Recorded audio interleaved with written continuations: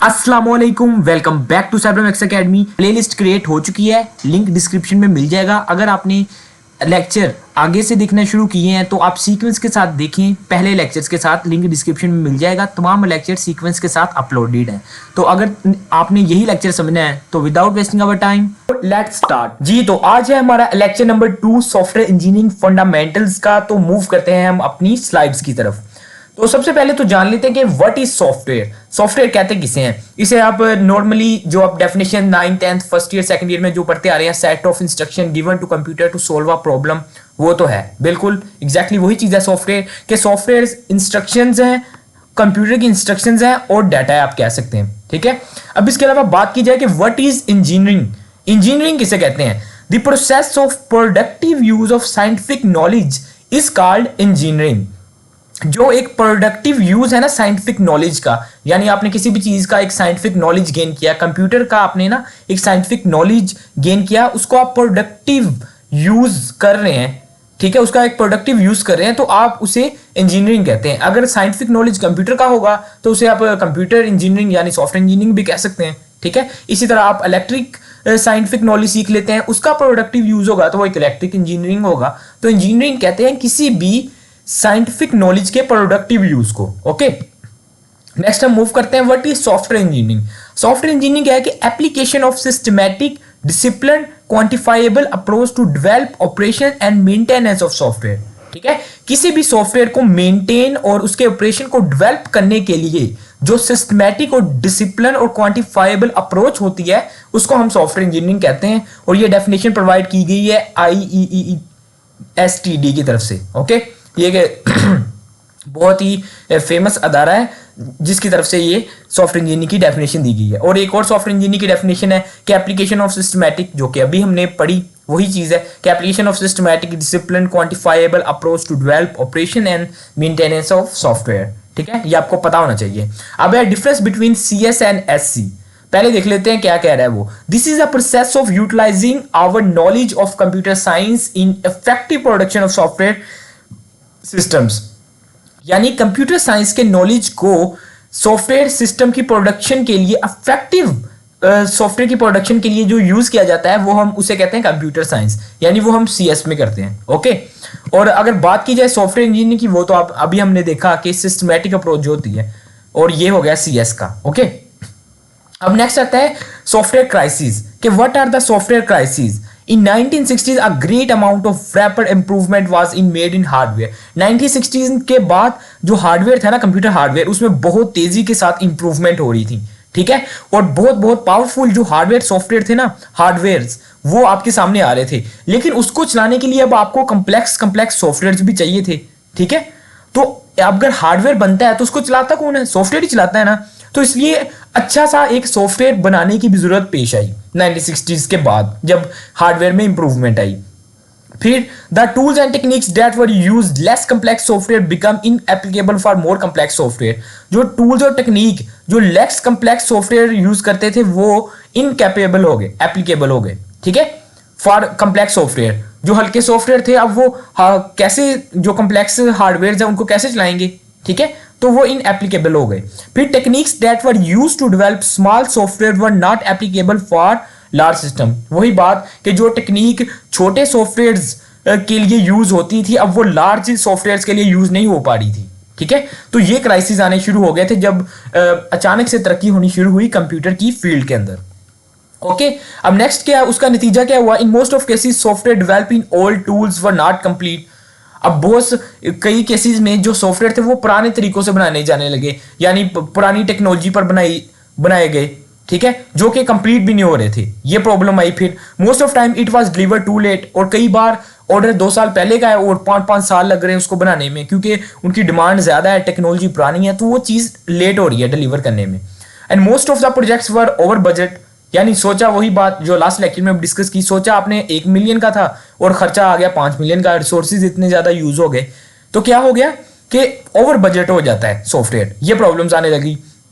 उसके बाद in most of cases system build using these technique were not reliable. और system को कई बार ऐसी टेक्निक्स के थ्रू बना तो दिया जाता था लेकिन वो रिलायबल नहीं था। ठीक है। अब किसी भी सॉफ्टवेयर को रिलायबल कहते हैं, कब कहते हैं, जब सॉफ्टवेयर कंसिस्टेंट बिहेवियर देता है। सॉफ्टवेयर की रिलायबिलिटी ये हम आगे पढ़ने वाले हैं, लेकिन शॉर्ट फॉर्म में यही समझ लें कि ये क्या है, कंसिस्टेंट बिहेवियर को कहते हैं। कि यानी अगर एक सॉफ्टवेयर आज बिलिंग सही कर रहा है तो वो कल को भी बिलिंग ही सही कर रहा है, परसों को भी बिलिंग सही कर रहा है। ये नहीं कि परसों को उसका कोई फीचर चेंज हो गया या बिल की बजाय वो कुछ और ही डिस्काउंट देना शुरू हो गया, ठीक है, वो कुछ और ही कैलकुलेट करना शुरू हो गया, यानी वो कंसिस्टेंट बिहेवियर। तो ये रिलायबल नहीं था, यानी वो बिहेवियर चेंज करने लग पड़े थे सॉफ्टवेयर, ये प्रॉब्लम्स आई। और फिर इसका रिजल्ट क्या है कि एक कॉन्फ्रेंस की गई थी 1960 के अंदर, जिसमें सॉफ्टवेयर क्राइसिस के रिलेटेड ना डिस्कशन हुई काफ़ी ज़्यादा, और फिर जाकर इंजीनियरिंग के प्रिंसिपल्स अनाउंस किए गए थे, जिसकी वजह से सॉफ्टवेयर इंजीनियरिंग की फील्ड इंट्रोड्यूस हुई कि भाईजान हम ऐसा करते हैं कि ये प्रॉब्लम्स आ रहे हैं, हम बैठते हैं कुछ ना रूल्स एंड रेगुलेशन बनाते हैं किसी भी सॉफ्टवेयर को डेवलप करने के लिए, ठीक है, machine buildings electronic devices in सबको बिल्ड करने के लिए कुछ रूल्स एंड रेगुलेशन बनाते हैं, ताकि हमें आगे जो तरक्की याफ्ता ज़माना आ रहा है, जो क्योंकि नई 21वीं सदी आ रही थी जिसमें इस वक्त हम बैठे हुए हैं, तो आप देख ही सकते हैं कि 1960 में अगर वो ये सब ना सोचते तो आज भी हम उन्हीं कंप्यूटर्स पर होते। तो इसलिए उन्होंने तभी ये सोच लिया, आज एडवांसमेंट हो रही है, आज भी अगर किसी चीज़ की ज़रूरत होती है तो आज भी सोचा जाता है, फिर नए रूल्स इंट्रोड्यूस करवाए जाते हैं। ओके, अब नेक्स्ट मूव करते हैं सॉफ्टवेयर इंजीनियरिंग डाइवर्सिटी की तरफ। ये सॉफ्टवेयर इंजीनियरिंग डाइवर्सिटी क्या है, ठीक है। अब सबसे पहले बात की जाए कि सॉफ्टवेयर कितने किस्म के हो सकते हैं, ठीक है। अब सबसे पहले क्या होते हैं, स्टैंड अलोन एप्लीकेशंस। अब स्टैंड अलोन एप्लीकेशंस कैसे कहते हैं, ऐसे सॉफ्टवेयर जो सिंगल कंप्यूटर पर चलते हैं, ठीक है। यानी एक सॉफ्टवेयर आपने किसी पर इंस्टॉल कर दिया, यानी एक VLC लगा लें, वो आप वीडियो प्लेयर है ना, तो आपने एक सॉफ्टवेयर कंप्यूटर पर इंस्टॉल कर लिया, वो आपके उसी पीसी पर क्या करता है, वीडियो प्ले करता है। क्या आपके इंस्टॉल पीसी पर वो VLC किसी और पीसी पर क्या वो वीडियो प्ले कर सकता है? नहीं, वहां पर अपना करना पड़ेगा इंस्टॉल, ठीक है। तो ये क्या है, stand alone application include all necessary functionalities and do not need to connect with network. उससे किसी कंप्यूटर को नेटवर्क के साथ कनेक्ट करने की जरूरत नहीं है, ये वन एंड ओनली यानी अकेला ही ये चलता है। जैसा कि एग्जांपल्स इसके नीचे भी दी हुई है कि ऑफिस ऑन पीसी, हमारा MS ऑफिस ले लें जिसमें वर्ड, पावर पॉइंट, एक्सेल है, तो वो भी स्टैंड अलोन है, ठीक है। इसी तरह फोटो मैनिपुलेशन सॉफ्टवेयर, फोटोशॉप ले लें, या जितने भी एडिटिंग सॉफ्टवेयर हैं, कैड प्रोग्राम्स हो गए, तो वो स्टैंड अलोन एप्लीकेशंस में आते हैं। ये हो गई एक टाइप। नेक्स्ट मूव करते हैं इंटरैक्टिव ट्रांजैक्शन बेस्ड एप्लीकेशंस। अब ये कौन सी होती हैं, इसमें आ जाती हैं हमारी वेबसाइट्स यानी आपने क्या किया, आप यूज करते हैं फेसबुक, यूज करते हैं, आपने अपने मोबाइल में फेसबुक लॉगिन की, ठीक है। फेसबुक अब ऐप भी है, एक वेबसाइट भी है। आप सोचें फिलहाल एज अ वेब की तरफ सोचें कि आप क्रोम पर आपने ओपन की हुई है अपनी फेसबुक, ओके। अब वो यहां पर भी ओपन है और किसी दूसरे फ्रेंड के मोबाइल पर भी ओपन है, तो ओपन है ना, आप यहां से उसको मैसेज भेज सकते हैं। तो आपस में क्या है, कम्युनिकेशन आप कर पा रहे हैं। तो जितने भी सॉफ्टवेयर होते हैं जो रिमोट कंप्यूटर्स पर यूज किए जा सकते हैं, तो वो किस में आ जाते हैं, इसमें इंटरैक्टिव ट्रांजैक्शन, जिसमें ई-कॉमर्स की वेबसाइट्स भी आ जाती हैं, जैसे कि अमेजोन हो गया, एक कस्टमर बैठा हुआ है, एक ऑनलाइन भेज रहा है, एक रिसीव कर रहा है, तो ये किस में आ गया, ई-कॉमर्स में आ गया, तो ये भी इसी में आ जाते हैं, ठीक है। इसमें client server, cloud based services आ जाती हैं, ये लिखा हुआ है ऊपर, क्लाउड बेस्ड सर्विसेज यानी गूगल ड्राइव, आपने गूगल ड्राइव पर आप डाटा वगैरह अपलोड करते हैं, किसी को लिंक भेजते हैं, वो वहां से डाउनलोड कर लेता है, तो आप घर बैठे बैठे किसी को भी कोई भी चीज भेज सकते हैं, ओके। अब नेक्स्ट मूव करते हैं, वो है embedded controls systems. Embedded control systems क्या आते हैं, यानी किसी भी एक डिवाइस के अंदर, एक टूल के अंदर, यानी एक गैजेट के अंदर कुछ ना एक सिस्टम बैठाया जाता है जो कि एक स्पेसिफिक टास्क को परफॉर्म करता है। जैसा कि आपने वो टेस्ला की कार देखी होगी, टेस्ला कार देखी है ना, उसके अंदर ऑटो पायलट का जो फीचर है, वो बंदा आराम से बैठा हुआ है, वो एक एम्बेडेड सिस्टम उसके अंदर लगा हुआ है, वो क्या करता है, वो गाड़ी को ऑटोमेटिकली कंट्रोल कर रहा है, उसको ऑटोमेटिकली उसका जो व्हील्स हैं वो भी मूव हो रहे हैं, वो ब्रेक भी लगा देता है अगर कोई चीज आती है, तो प्रॉपर एक एम्बेडेड सिस्टम उसके अंदर इंस्टॉल किया गया है। Software control system that control manage hardware devices, जो कि हार्डवेयर डिवाइसेस को कंट्रोल करता है। More embedded system then more one type system, कई इसकी टाइप्स हैं। इसकी अब एग्जांपल ले लें, वही मोबाइल सेलफोन, उसके अंदर भी एम्बेडेड है। इसके अलावा anti lock braking in car, automatically जो ब्रेक लग जाती है। इसके अलावा microwave ovens to control cooking process. तो इन सब में क्या है, एम्बेडेड सॉफ्टवेयर लगे हुए हैं, ठीक है।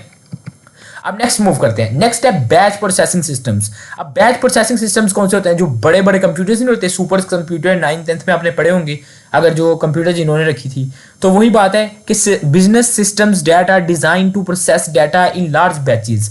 जो बड़े बड़े बैचेस में बड़ी बड़ी जो डाटा होता है, जिस तरह बड़ी बड़ी फील्ड्स नहीं होती, गवर्नमेंट का डाटा ले लें आप, नादरा का ले लें, या जो भी आपके डाटा कलेक्टिंग कंपनीज हैं, वो ये बड़े बड़े प्रोसेसिंग सिस्टम्स यूज करती हैं, जो कि बड़ी बड़ी इनपुट्स और आउटपुट को at a same time handle करने के लिए इस्तेमाल करती हैं। ओके, अब इसके एग्जांपल में ये देखें, बिलिंग सिस्टम। अब पूरे पाकिस्तान का या पूरे इंडिया का या पूरे जिस भी आप कंट्री में रहते हैं, तो उसका पूरे एक सिस्टम बनाने के लिए सिस्टम बने हुए हैं, ठीक है, बिल बनाने के लिए। अब सैलरी पेमेंट, अब इसके भी बने हुए हैं, तो बड़े बड़े सिस्टम जरूरत होती है, ठीक है, लार्ज लेवल पर डाटा कैलकुलेशन करने के लिए।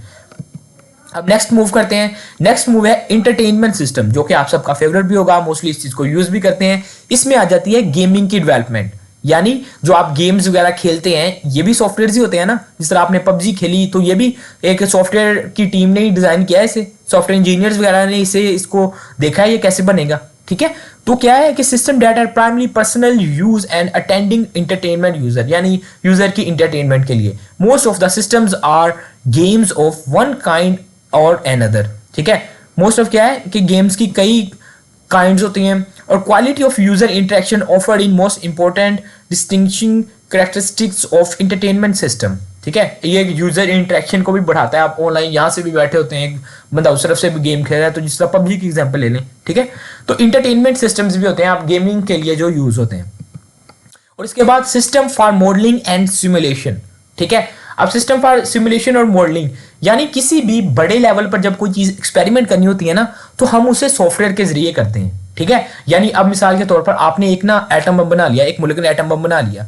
अब वो इतना पावरफुल है कि वो ना पूरी दुनिया को तबाह कर सकता है। अब उसको टेस्ट करना है कि ये वाकई तबाह कर सकता है भी है या नहीं कर सकता। तो अब क्या करेंगे, हम क्या कहेंगे, भाईजान सारे मुल्कों को फोन करके कह रहे हैं कि तैयार हो जाओ जी, हम बम टेस्ट करने वाले हैं, दुनिया तबाह होने वाली है। तो ऐसा करेंगे? ऐसा तो नहीं हो सकता, ऐसे तो प्रॉब्लम हो जाएगी ना। तो हम क्या करते हैं, हम उस जो एटम बम की एग्जांपल ली ना, हम एटम बम के ना एक स्मॉल से हिस्से का हम ना मेजर कर लेते हैं कि अगर इतनी अमाउंट हो तो कैलकुलेशन कर लेते हैं कि ये इतनी हिस्से तक तबाही मचा सकता है, ठीक है। ये कि एटम बम के हवाले से मिसाल दे रहा हूँ, आप इसको बड़े और भी लेवल पर कर सकते हैं, रॉकेट के भी एग्जांपल ले सकते हैं कि इतने लेवल पर तबाही देख सकते हैं। हम इस तरह की प्रोग्रामिंग कर देते हैं सॉफ्टवेयर के अंदर, जो कि उसको एक बड़े लेवल पर कैलकुलेट करके हमें बता सके, हमें एक सिमुलेशन करके बता सके कि अगर इस एरिया पर इस अमाउंट की चीज रखी गई तो ये इतने हिस्से तक तबाही मचा देगी, ठीक है। इस तरह रॉकेट है तो वो एक छोटे लेवल पर टेस्ट करेंगे कि अगर इतना ये यहां तक उड़ान बढ़ सकता है, तो अगर इसमें हम इतना फ्यूल वगैरह भेज दें, इतना फ्यूल वगैरह लगा दें, तो ये चांद तक पहुंच सकता है। तो हम सॉफ्टवेयर के जरिए ही हम कैलकुलेट कर पाते हैं, हम उसको सिमुलेट कर पाते हैं, उससे अंदाजा लगा पाते हैं कि ये चीज इस तरह से हो पाएगी, ठीक है। तो ये किस में आ जाता है, सिस्टम सिमुलेशन। और ये काफी हैवी किस्म के सॉफ्टवेयर होते हैं, बहुत ज्यादा इसके लिए एग्जीक्यूशन चाहिए होती है, ठीक है। अब नेक्स्ट मूव करते हैं डाटा कलेक्टिंग सिस्टम्स। अब डाटा कलेक्टिंग सिस्टम्स जैसा कि बड़े बड़े सैटेलाइट्स हो गए, ठीक है, ये आप देख भी सकते हैं इमेज में। अब 24 घंटे सैटेलाइट से जमीन के गिर्द घूम रहे हैं, जो मौसम वाला है वो हमारा मौसम वगैरह बताता है, ठीक है, कि यहाँ पर इतना मौसम हो चुका है, यहाँ पर इतना है। तो यहाँ सेंसर लगे होते हैं इन पर, ठीक है। जिस तरह के environment using a set of sensor send data of other system for processing, वो दूसरे सिस्टम्स को डाटा प्रोसेसिंग के लिए भेजता है, ठीक है। तो क्या होता है, ये डाटा कलेक्ट करने के लिए जो सॉफ्टवेयर होते हैं ये, और software has interact with sensors and install on hostile environment, वही चीज वही बात कह रहा है ये, ठीक है। अब नेक्स्ट मूव करते हैं, नेक्स्ट है सिस्टम्स ऑफ सिस्टम्स।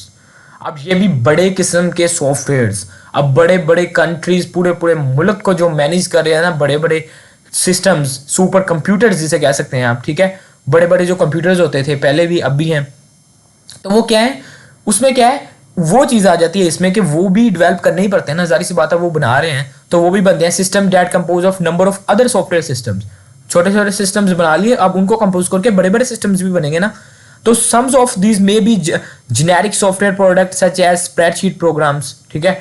और उसके बाद other systems in assembly may be specially written in that for environment, ये किसी भी स्पेसिफिक एनवायरनमेंट के लिए भी लिखा जा सकता है। तो ये बड़े बड़े सिस्टम्स बड़ी बड़ी मैनेजमेंट के लिए भी यूज होते हैं। तो ये भी हमें डेवलप करने पड़ते हैं, ठीक है। तो ये थी कुछ टाइप्स जो कि आपने देखी। अब है वेल इंजीनियरिंग सॉफ्टवेयर्स। अब इसमें क्या कह सकते हैं कि किसी भी सॉफ्टवेयर को हम ये कैसे कह सकते हैं कि ये वेल इंजीनियर्ड है, यानी एक इसे अच्छे सॉफ्टवेयर इंजीनियर्स ने ना इसे अच्छे तरीके से बनाया है। तो उसमें क्या क्या चीज़ें क्वालिटीज़ होनी चाहिए। पहला, सॉफ्टवेयर रिलायबल होना चाहिए। रिलायबिलिटी से अभी मैंने बताया कि सॉफ्टवेयर का कंसिस्टेंट बिहेवियर होना चाहिए, ये हमेशा बिहेव वैसे करे जैसे कि पहले कर रहा है। आज बिल कैलकुलेट कर रहा है, कल को भी ये वैसे बिल कैलकुलेट करे, परसों को भी वैसे बिल कैलकुलेट करे, ठीक है। अब उसके बाद गुड यूजर इंटरफेस, अब उसका यानी इंटरफेस अच्छा होना चाहिए, उसका यूआई अच्छा होना चाहिए। जो आप फ्रंट एंड नहीं देखते, आप फेसबुक ओपन करते हैं, आपको अच्छा लगता है कि हाँ ये लोगो यहाँ पे लगा है, ये बटन है, तो एक अच्छे फॉर्मेट में बनाया गया, तो अच्छे अच्छे यूआई डिजाइनर्स उसे बनाते हैं, ठीक है। उसके बाद एक्सेप्टेबल परफॉर्मेंस, यानी उसकी जो परफॉर्मेंस है वो हमें एक्सेप्टेबल होनी चाहिए, अच्छी होनी चाहिए, हम जो एक्सपेक्ट कर रहे हैं वही होनी चाहिए। उसके बाद गुड क्वालिटी होनी चाहिए, ठीक है, वो अच्छी क्वालिटी का होना चाहिए, सॉफ्टवेयर हमें अच्छी तरह से बिहेव करे, अच्छी तरह से वो काम करे। उसके बाद कॉस्ट इफेक्टिव होना चाहिए, यानी वो हमारे खर्चे के अंदर होना चाहिए भाईजान, इतना भी ओवर बजट ना हो जाए, यानी एक अच्छी अमाउंट के अंदर हमें लगे कि हाँ हमने पैसे इन्वेस्ट किए हैं और ये अच्छा एक सॉफ्टवेयर हमें मिला है, तो ये एक अच्छा काम करता है, ठीक है। अब नेक्स्ट मूव करते हैं। नेक्स्ट है scope of software life cycle model, यानी आप एक आइडिया जनरेट करते हैं, फिर वो एक सॉफ्टवेयर बनता है, फिर आप उसको यूज करते हैं, फिर ऑपरेशन और उसको मेंटेन करते हैं, और अगर कोई मेंटेनेंस में प्रॉब्लम आए, कोई अपडेट आती है, तो हम उसको रिप्लेस कर देते हैं, यानी रिप्लेस करते हैं हम उसको, पहले वर्जन को दूसरे वर्जन से रिप्लेस कर देते हैं, ओके। आज के लेक्चर में हमने क्या क्या चीज़ें पढ़ी है वो देखनी है। कि हमने पहले देखा कि आखिर सॉफ्टवेयर इंजीनियरिंग की नीड क्या थी, सॉफ्टवेयर इंजीनियरिंग क्या है, ठीक है। फिर उसका सीएस के साथ डिफरेंस देखा कि उसमें डेवलपमेंट वगैरह होती है और हम उसमें प्रिंसिपल्स अप्लाई करते हैं, हम उसको और ज़्यादा इंप्रूव करते हैं। उसके बाद सॉफ्टवेयर क्राइसिस देखिए कि कौन कौन से प्रॉब्लम्स आए थे जब 1960s की बात थी, ठीक है। उसके बाद सॉफ्टवेयर इंजीनियरिंग डाइवर्सिटी देखी, कौन कौन सी टाइप्स के सॉफ्टवेयर हैं, फिर उसके बाद कौन कौन सी प्रॉब्लम्स आती हैं सॉफ्टवेयर डेवलपमेंट के दौरान। उसके बाद एक वेल इंजीनियर्ड सॉफ्टवेयर की निशानियां क्या होती हैं कि वो रिलायबल होता है, कॉस्ट इफेक्टिव होता है, और इसके अलावा वो गुड क्वालिटी होती है, उसकी परफॉर्मेंस एक्सेप्टेबल होती है। उसके बाद क्या है, scope of software life cycle model. Life cycle model जो कि हम नेक्स्ट लेक्चर्स में हम शुरू करने वाले हैं कि किसी भी सॉफ्टवेयर जो बनता है वो किन किन साइकिल से गुजरता है, यानी पहले रिक्वायरमेंट, फिर ये कौन कौन से स्टेप्स होते हैं वो हम नेक्स्ट लेक्चर में देखेंगे। तो अगर आज का लेक्चर पसंद आया तो वीडियो को कर दीजिए लाइक, चैनल को कर लीजिए सब्सक्राइब। अगर और कोई आपका फ्रेंड इस कोर्स में इंटरेस्टेड है तो उसके साथ जरूर शेयर कीजिएगा, ठीक है। अगर कोई क्वेश्चन हो तो कमेंट सेक्शन में आप पूछ सकते हैं। इसके अलावा हमारे दोनों चैनल साइबरमैक्स एकेडमी जिस पर आप इस वक्त है इसको भी सब्सक्राइब कर लीजिए, और दूसरा चैनल साइबरमैक्स न्यूज़ जिसमें पाकिस्तान की तरफ से तमाम education news 9th 10th first year second year तमाम बोर्ड्स की तरफ से अपलोड की जाती हैं। अपडेट रहने के लिए इस चैनल को भी सब्सक्राइब कर लीजिएगा, लिंक डिस्क्रिप्शन में इसका भी मिल जाएगा। तो मिलता हूं मैं आपको एक नए लेक्चर में, तब तक के लिए इकबाल के शीहीनो, अल्लाह हाफिज।